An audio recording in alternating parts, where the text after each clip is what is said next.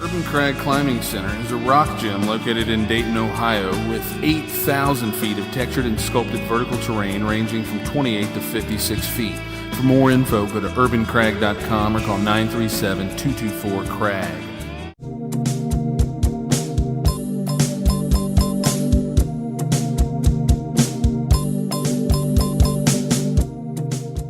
Welcome to another edition of the 937.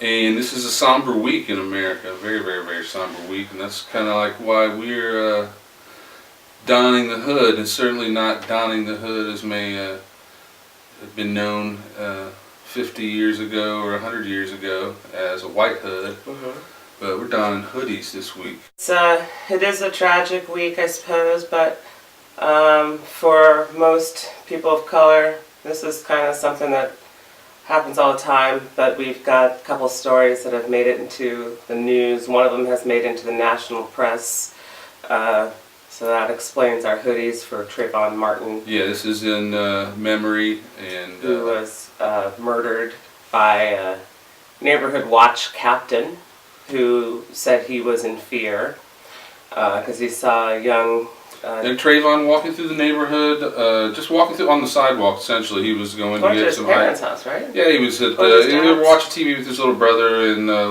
from what I know, little brother said, I want some Skittles." So Trayvon went to the local carryout, grabbed some Skittles and some iced tea, and headed home. And on his way home, was gunned down in the chest. 14 years old. Right. Basically for the crime of being black in a gated community. Most people of color know this experience. I was pulled over twice in my neighborhood when I lived with my parents. It was mostly white neighborhood, and a black teenager there after dark is suspicious. So I was pulled over actually in my driveway once. I was pulled over around the corner from my house, and I was stopped walking my dog in the neighborhood as well and questioned. This is kind of an experience that a lot of people have. It's taken to an extreme here in these situations because people have ended up dead. Trayvon Martin case, which is in the news nationally, locally, Dayton has a similar issue. Dante Price was allegedly, according to many witnesses, several witnesses at the Summit Square apartment complex, murdered by a private security company that was hired by management to, I guess, secure the neighborhood. It's kind of an abandoned or security apartment complex. Some of the testimony that these people gave at the city commission meeting last week, these security people are walking around with big guns. They're stopping people, asking them for their IDs. I've been ID'd before as a bicyclist late at night going through historic district. I got pulled over coming home from the UD library, wanting to know, on a bicycle, where's your ID, the whole thing. I got pulled over once on a bicycle by an unmarked car. Guys jumped out of the car.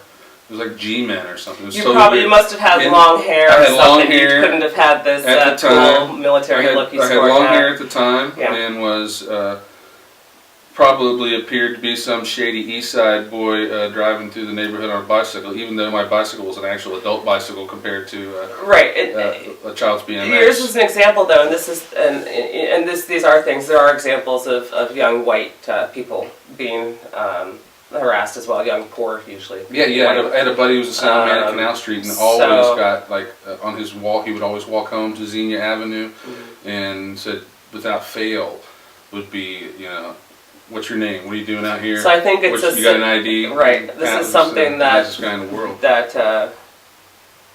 people of color and poor whites probably experience on a regular basis. So it's not always just about race, but when it is about race, it's big, it's widespread. What all these things are bringing to the fore, and even though there is certainly a class in Dayton who does not want to talk about anything of any importance. Well, that's true on a national scale as well. Yeah, so I'm not picking on Dayton. Yeah. But we got issues with, number one, mass incarceration in the United States. Race, class, and people are getting very angry. Issues. Been reading a book here, folks, and I really recommend you read it. It's called Dear White America by a guy named Tim Wise. It's a white guy writing to white people about the subject of white privilege in America. And the consequences of it for everybody else. Yes. And for whites as well. It's not, although there are many whites that have the awesome privilege and the opportunities, again, poor whites don't have that same scale. There are some privileges that come with that, but there are hierarchies within white privilege as well. So it hurts whites in different ways. It hurts all It hurts lower all of economic society. classes, folks, you know. It hurts all of society. Tim Wise is great. He's already done an essay about the Trayvon. His website, www.timwise.org. The name of the article is Trayvon Martin, White Denial and the Unacceptable Burden of Blackness in America. Again, that's at www.timwise.org. He understands the sentiment and appreciates the compassion underlying people getting together on Facebook pages and donning the hoodies and all of this, showing support. He says that perhaps we who are white should remind ourselves before we jump on either bandwagon that unfortunately we are much less like Trayvon Martin and much more like George Zimmerman. So he's asking people to really take a look. We have race riots in Dayton in 1968, and I don't think we've ever really resolved all of those issues, and I think a lot of those issues have gotten worse. You look at the numbers since the 1980s. Someone quoted this the other night at Maria Holt at the teach-in we were covering. Mass incarceration. The number of people in prison in the United States, I think she said, was 350,000. And now it's up to like 2.35 million. 2.6 million, or 2.7 million, close to that. We have the most number of incarcerated people on the face of the earth. And disproportionately, majority of those are Disproportionately black, Latino, and poor whites. As a result of the drug war. That's what she brought those numbers up. The drug war goes unabated. But the issue is not just in Dayton and unresolved issues with race. On a national scale, we need to have adult, real conversations face up. They're painful. It's uncomfortable, yes, but these are things, if we can't resolve our issues with race, we're not going to be a unified society. It's impossible. We can't go on like this with this just blaring inequality and injustice that's happening. And militarism that's being brought into poor communities. I mean, can you imagine, if you're from Oakwood, you're watching this, or you're from any higher economic bracket neighborhood, can you imagine what it would be like to go home at night with men patrolling the sidewalks out in front of your house with machine guns? Wouldn't happen. Would never happen. It would not be put up with. No. And this is what's going on. It wouldn't even be attempted, actually. We don't know exactly what happened in the Summit Square case. There is a video, though, apparently. But it really does make one pause when that many people come out to witness. Many of them who did not know. And it's definitely overkill. I mean, he was shot this man was shot 22 times. Unarmed. Yeah, I mean, in his car. He was in his car. So, any claims of self-defense, just when you hear as many witnesses as stood up at the commission meeting. We'll wait till the facts come out. When the video will come out, yeah, apparently so. But it doesn't look good, and well, we'll see what happens. Nothing is happening to the Zimmerman guy in Florida. These things aren't new. They're not new. I grew up. Can I share an experience? Absolutely. I grew up in eastern Kentucky, Appalachia, and moved to Dayton just before high school, junior high, and city of Miamisburg. Growing up there, junior high through high school, I'd meet a lot of the old timers. The old time guys who you meet at the American Legion Hall, that hang around sports events and yada yada. And in conversations with them, they would openly admit that, boy, this town sure was good when back there used to be a sign on the edge of town that said, "Black man, don't let the sun go down on your head." And there was like a longing for that, like, as if those were the good old days. Oh, that sentiment is still voiced these days. I was talking to my mom today, and it's shocking that in 2012 she was talking about how when she marched and fought for black civil rights in the late 60s, she never thought that 40, 50 years later that we'd be going through these same issues dealing with race in our country.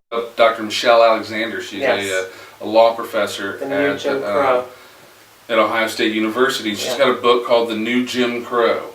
And we need to ask ourselves in about Dayton, the effects of mass incarceration and in America, you know, the drug war has caused so many incarcerations. She says it's the new Jim Crow. It's definitely racially. And when you look at when the Civil Rights Bill was passed, it wasn't long after until Nixon ramped up the war on drugs, and these minorities and poor started filling up the prisons.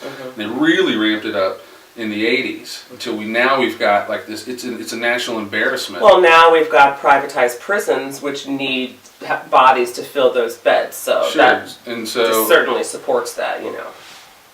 Are our community leaders the modern day face of Jim Crow?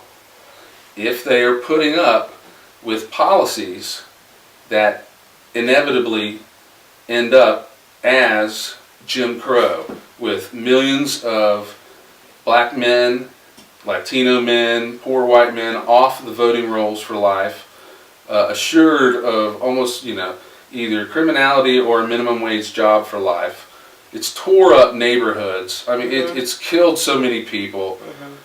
Isn't it time to freaking stop? And if you look it all fuels this paranoia. Right. You know, we're constantly fed that, you know, black guys are gonna, you know, there's. If this wasn't Willie Horton. You know, one of the examples that shows this isn't about race. You look at drug use between whites and blacks.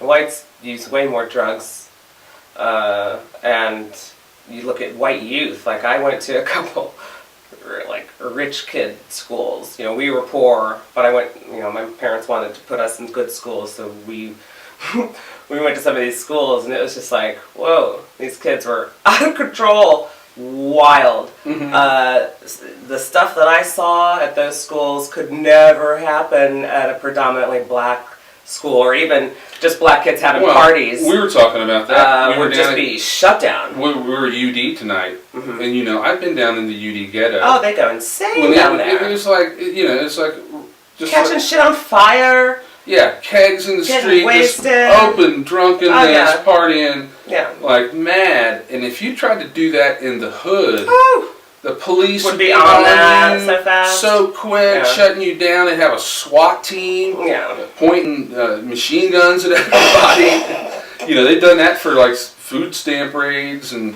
so this whole you know, you can say it's tied into the drug war, which it really is. This militarization and this like scary dystopia that we've created. It really is, folks. It's time to get real. Oh yeah. All the basketball parties and the bread and the circuses and all that. It's just bread and circuses. Everyone sees through it.